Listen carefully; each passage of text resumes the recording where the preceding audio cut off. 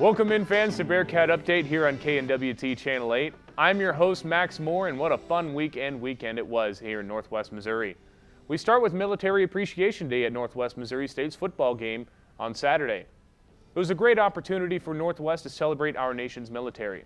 Camouflage and stars and stripes seem to be everywhere. And no matter how many Military Appreciation Day games I attend, the large cannon that goes off still scares the crap out of me every time. That thing makes the cannon that fires off across the street of Bearcat Stadium sound like bubble wrap popping. Very, very measly little cannon they have over there. The military was honored throughout the day and on and off the field. Earlier in the week, I caught up with the equipment manager for the Bearcats to see how the service members would be honored for this team's uniforms. College football teams across the country celebrate military appreciation. Most teams create a special uniform to celebrate such occasion. Some have details of digital camouflage, others don stars and stripes scattered throughout. The Northwest Missouri State football team takes that design a step further. Sergeant First Class of the Missouri National Guard, Dustin Wells, says he and head coach Rich Wright wanted to make the uniform more personal to the players. This idea, to give it to the man, Coach Wright, kind of sat down in his office one day, we were talking, and we want to make it more personal for the players. He had the idea of each one of the players kind of give some names of their family members in the military and put it on a helmet, and this is what Coach Wright and Tucker had came up with, and I think it's awesome. The detail on the helmets include a stripe down the middle with the names of players' family members who served in the military. On the back bumper, a different word or phrase used to represent the military, the usual stars and stripe Bearcat paw, and a sticker variation of the Blue Star banner, which represents players who have family members actively serving in the military.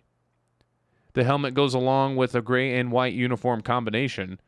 Equipment manager for Northwest, Tucker Peavy, says the uniform is a way to honor the military in a small way. You know, the military and service, salute to service game, they do so much for us every day, and it's really just one game to honor them is the least we could do for everything they do. Members of the Northwest Missouri National Guard Show Me Gold program were invited to apply the stickers to the helmets. Wells says growing up a Bearcat fan makes this experience even more special. I grew up, I told Coach Wright, South Nottoway, and I always idolized the Bearcats. So this is kind of cool for me as well to be here and be a part of this, and to come in and put together helmets. This is not work for us. This is a reward. So we definitely enjoy that. Reporting for Bearcat Update, I'm Max Moore. While the uniforms would look great, Coach Wright wanted to make sure his guys were ready to go against an explosive team. They've got a guy that's been 254, 220, 186 in his last 3 football games, and so nobody's been able to stop him over the top. They've got a quarterback that scrambles around. They've got another receiver that's pretty potent as well. They're just athletic. They're big and they're athletic, and they move the ball around, and they create challenges in the sense that when a play breaks down, they're just getting started. And so that our defense is going to have to play sharp, and we're going to have great eyes as far as when we're in man-to-man coverage, and when that quarterback starts to scramble, we're going to have to lock on and chase with the defensive line. It was a cold and wet morning on Saturday. It was said weather would warm up throughout the game. Unfortunately for the Bearcats, they couldn't quite warm up with it. Let's check out the action provided by our great crew at Cat Vision. And let's get things started with junior linebacker Ben Althoff sacking Central Oklahoma's quarterback Chaz Stallard for a loss of 7 yards. Zach Martin connects with running back Jordan Grove for a 43-yard gain, getting the offense moving and making that guy look silly. Man, you might want to check his ankles after that one. And in the second quarter, Brody McMahon runs it up the middle for a 3-yard touchdown run, putting the Bearcats up 7-3, and the fans there are loving it. Stallard is sacked by defensive end Bobby Grenlow for a loss of 9 yards. And guess what? He's sacked again by Austin Eskew for another loss of 8 yards. Early in the fourth quarter, running back Jordan Thompson rushed for a 3-yard touchdown, putting Northwest up 14-3. And Central Oklahoma would end up answering with a 2-yard touchdown pass, but it would not be enough as the Broncos fell 17-10 in this matchup. Northwest moves to 6-0 on the year. Central Oklahoma falls to 2-4. Jordan Grove had a great day with 104 yards total and with 2 receptions. and he averaged 17.3 yards, per attempt. And Ben Altoff had a fantastic day again. 12 total tackles on the day for the junior middle linebacker. And we're going to take a quick break, but stay tuned to see how the Bearcat women's soccer team fared over the weekend. And everybody's favorite segment, Coach's Corner. You won't want to miss it.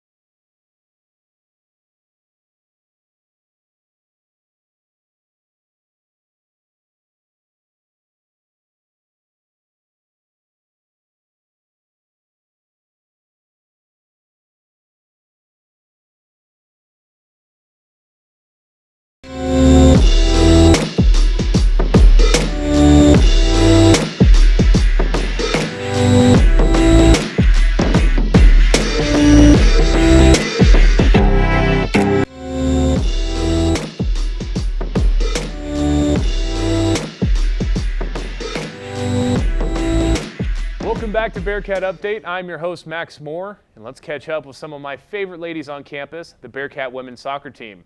This past Sunday, the team held its annual Pink Out game in honor of those who have breast cancer. Our reporter Hannah Ryan shows us the soccer team honored a special person this Sunday.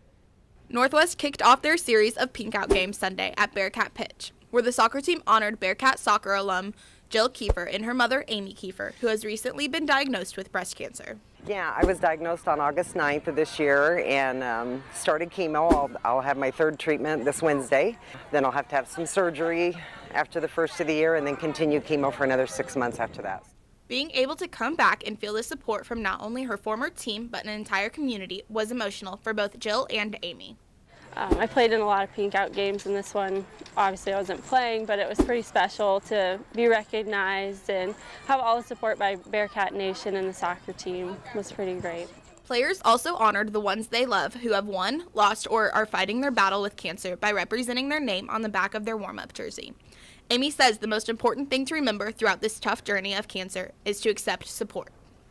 Yeah, just an absolute outpouring of support from Jill's sorority down here, and from all my family, all my friends, all the people at my work have just been amazingly supportive, and just let them support you through this because it's a deal, you know, but it makes it way easier with the support of friends and family. So. Pink Out games will continue at Northwest Athletic events throughout the month of October for Breast Cancer Awareness Month. For Bearcat Update, I'm Hannah Ryan. Thanks, Hannah. And we got the highlights of that one, so let's see how the Bearcats did against the Nebraska Kearney Lopers during the Pink Out game. And it was certainly a windy one out at Bearcat Pitch, and there's just a few of those that were honored during the game on Sunday. As we get things rolling, the Bearcats, a nice little give and go by Molly Holtman, but it would not get the Bearcats on the board. But Taylor Wolf will get them on the board with a nice little shot over the keeper into the back of the net, giving them a 1-0 lead. And the senior Ashley Malloy, wonderful saves on the day. She had 24 shots against her and only 1 goal allowed. A fantastic day by Malloy, but she didn't allow a goal in the first half as the Bearcats were up 2-0 in the first half. Tracy Hosa looks on as Kearney will get one here with a 3-1, a goal by Molly Willis. A nice little header there from the cross. And Emily Madden had a few good shots for them, and that will be the final. 3-1, Bearcats win that one over the Kearney Lopers. And on Friday, they fell to Fort Hays State at home. Now their record is 5-6 on the year, 2-3 in MIAA play. Sticking to the soccer theme, the Spoofhounds men's soccer team was in action last week and took on the Savannah Savages. Let's see how the Spoofhounds did in this one. And the Spoofhounds soccer team, seeing our wonderful camera woman Hannah Ryan as they get things set up under the tent there at Kawasaki Field, and it was a downpour during that match. Here's Thomas DeStefano off of the defender Dalton Carter, giving the Spoofhounds a 2-0 lead. And here's Charlie Patterson, the senior, going to get the ball from Zach Staples, and he's going to make the keeper look silly, making him fall in that slick weather. 3-0 Maryville. It'll be 6-0 at halftime. And here we go in the second half. Chance Hermelink, the senior from the Spoofhounds, he's going to get this ball here, and guess what? It's going into the back of the net after he makes those defenders look like children. Jaden Hayes is going to get it from Will Maddock here off of the cross, and that will do it as they reach the mercy rule. 10-0 in the second half. Oof, that's a tough one. We're going to take a quick break, and on the other side, we catch up with my good friend from the Missourian, Joseph Andrews.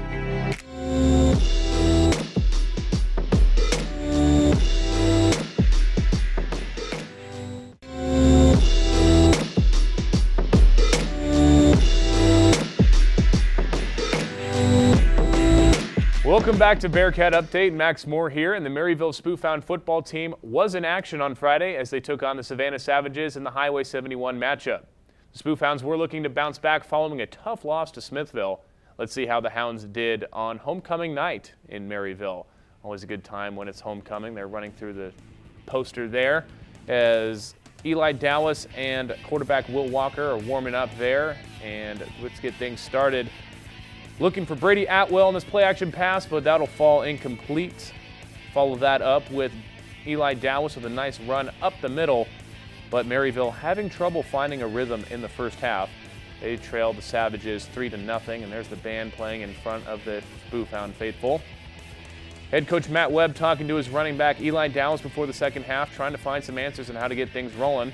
Dallas finds a way here with a nice hurdle move into the end zone.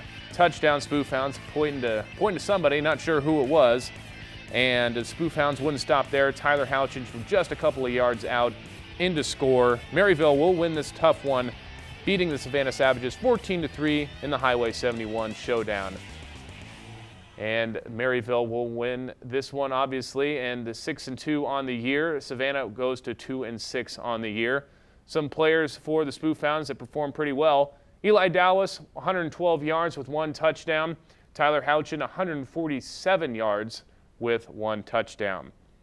Coach Webb talked after the game about how his players did. The kids don't quit. They didn't quit. Welcome to Maryville. Welcome to Northwest Missouri, where last Saturday the Bearcats can believe and win a football game. If you're a Kansas City Chiefs fan, they can believe and get a win. And you know what? Us little Spoofhounds, we can too. And the kids deserve it. The kids have a lot of character. This is a good character win, a good tough, showed a lot of courage. It's a good team. Savannah's a good football team. There's a lot of hard hitting out there tonight, and both teams played their hearts out. And now it's time for my favorite segment and your favorite segment, Coach's Corner. I am joined by Missourian reporter, sports reporter, fantastic overall person, Joseph Andrews. Joseph, how are we doing today? Doing pretty good, Max. So we had the game last Friday between the Spoofhounds and the Savages. What did we see in that game? What we saw was, as you mentioned right there, a comeback from the first half to the second half, kind of a tale of, I don't want to say 2 different teams there, but a team of 2 different offensive schemes, kind of. In the first half, they struggled to get things going. Really, they were able to find their way into the red zone. They went for it on 4th down a couple times inside the 30-yard line or so. And then later on in that first half, they started to get stopped farther in the backfield, back in their own territory. But after halftime, Coach Webb talked with them, and he emphasized be bold. And that's really what the team went for. Eli Dallas came out and had that touchdown. That drive really began with a pass connection from Will Walker to Brady Atwell. And from that, it just kind of happened from there. They worked their way downfield. Tyler Houching and Eli Dallas, they worked together. And the Maryville's really rich running game. And then from there, the defense really took the rest. So we've noticed that the Spoofhounds have struggled in the passing game so far this year. You talked about the running backs. What has that been like for Maryville to have two really good running backs just be able to take over games? I think really what it is it's not really just two, it's a numerous amount. They have struggled with this year with injury. They lost two that weren't able to be in that game against Savannah Friday night. But with that, Eli and Tyler, they really stepped up in that back. And that numerous back system, as you can probably know as an offensive lineman yourself, is that it helps them. Having that back helps the defense just kind of had to figure out, kind of hard to tell what to key off of. And really those two, they've really got two different styles, so when they're out there, you're just kind of not really knowing where to go. But with that too, the other two that were injured, they've really played the same amount. It will be interesting to see. I'm sure these two guys will be back at some point. I don't know about this week, but as playoffs get around here in a week or so, it wouldn't surprise me if we saw the other two backs come back in the mix. Right, and certainly upcoming next week, they have a tough Lafayette matchup, and we have some sound about Coach Webb just talking about Lafayette and what they can expect this week. Well, you enjoy it for about 24 hours here, and then you realize that you've got a really athletic, talented Lafayette Irish coming in here next week for a regular season finale game real quick. So it'll propel us because we've been talking about it a lot this year, about believing and being bold, and now you got some proof to it. You got some proof that no matter what happens the rest of the season, we came back and we won a football game where we were down at half against a team that was, a good football team. Savannah's a good team, and their coaches are good. They do a great job, and we came back, and our kids really responded and won a football game. So we heard Coach Webb talking there. What can we expect from Lafayette this week? I think the number one thing with Lafayette is their quarterback, Diego Bernard. Talking with some of the guys after the game, they said really what they're going to have to do with I guess I should explain first what Diego Bernard is and who he is. He's a dual threat quarterback is what he is, and he can run really well and he can pass the ball really well. Talking to some of the guys, what they're going to have to do this week is go in, study the film, and really hit heavy, hard on that. And they said from there they really think if they can win the fight defensively at the line of scrimmage, they should be able to manage him pretty well. But also at the same time, you're looking at a pretty good defense from them. They went in and they beat a really good Chillicothe, who was undefeated at the time. I think they held them to 6 points. But from that, that's pretty good. That's pretty good. Yeah, but from that, really, it's just going to come down to what Maryville can do offensively against their defense and how they can stop Diego Bernard. Yeah, definitely. And we are going to check out the MEC standings here as Smithville is certainly still on top, 7-1 on the year. Chillicothe up there as well, 7-1. Lafayette, the team that Spoofhounds will be playing there, 7-1. Maryville not too far behind at 6-2, and Savannah down at 2-6. So there's a logjam at the top there, and Maryville just falls right below there. But those two losses for Maryville have gone to the other two top teams in the MEC. Does Maryville have a good shot this Friday? I think they do. When you look at it, they've won 49 straight at their home field advantage. With that game being there, I think that home field advantage will kind of stick with them.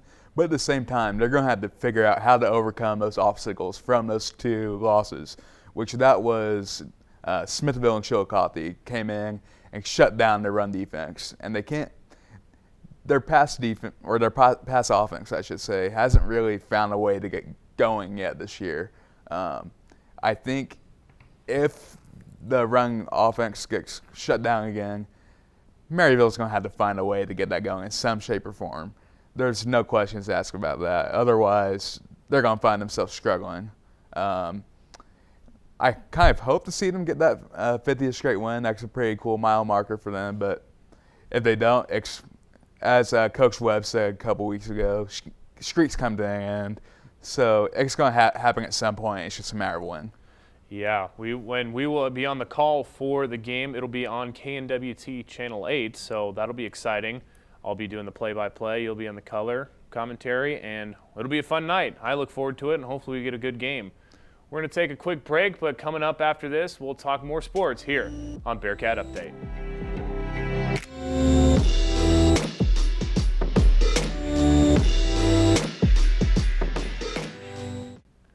Welcome back to Bearcat Update. I'm your host, Max Moore, and the Bearcat volleyball team was in action last weekend with some pretty good competition. They played the 9th-ranked Nebraska Kearney Lopers on Friday in Kearney and fell in that matchup 3-1. The Cats would then travel to Fort Hays State on Saturday to take on the Tigers. They swept the Tigers behind standout performances by juniors Maddie Bruder and Olivia Nowakowski. Bruder had 14 kills to reach her closer to 1,000 career kills at 992. Nowakowski recorded 18 digs to reach her career dig total to 986. The Bearcats are now 10-9 on the year and 4-3 in MIAA play. The cross-country team was in action as well down at Fort Hays State at the Tiger Open. Let's see how they did here as Braden Clues-Proctor in the 8K finished 5th with 25 minutes and 25 seconds, and Jack Frazier was a little further behind him at the 139th in the 8K at 28 minutes and 57 seconds. Sammy Lorenzo on the women's side finished 30th in the 5K at 19 minutes and 20 seconds. Melissa Shepard was not too far behind her in the 5K at 19 minutes and 27 seconds. With all this talk of physically exerting sports, I think it's time to talk about something a little less physically demanding. That's video games. Our reporter Kyle Harris shows us the newest edition of a fan-favorite video game. This year's NBA 2K18 game marks the next chapter in one of esports' most popular series. This year's game builds on the classic 2K experience with a variety of expansions. There's a lot of new teams. They have classic teams that they added this year. They added the 2003 Kings, they added a couple of Nets teams, Heat teams. They also added all-time teams where the best players that ever played for their teams play against each other, with each other. The game expands not only the list of playable teams, but what you can do with your players. You start out, you don't get drafted, you get to try out for a team, you make it, but there's just this huge open world where you can go get your hair cut, you can go to the NBA store and buy jerseys for your favorite players that you want to wear. You can go work out in the gym. You can play, obviously, regular season games. You can go talk to your agent. You can go to your house and shoot around on your my court.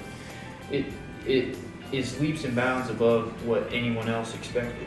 The community within the game is matched by the brotherhood of its players. There's a lot of people who just become friends playing 2K, and it becomes like a tight-knit community who are really competitive when it comes to the game, but outside of the game, you become genuine friends.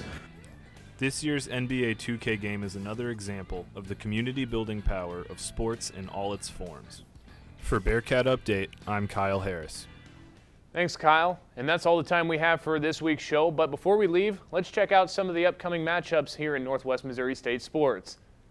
On Friday, the Northwest Missouri State Bearcat soccer team heads down to Tahlequah, Oklahoma to take on Northeastern State, and the volleyball team heads down to Pittsburgh to take on the Gorillas of Pittsburgh State. The football team goes down to Tahlequah, Oklahoma again as well on Saturday to take on the Riverhawks, and the volleyball team will play Central Oklahoma down in Edmond. And on behalf of the great crew here we have at Bearcat Update, we'd like to thank you for tuning in each and every week.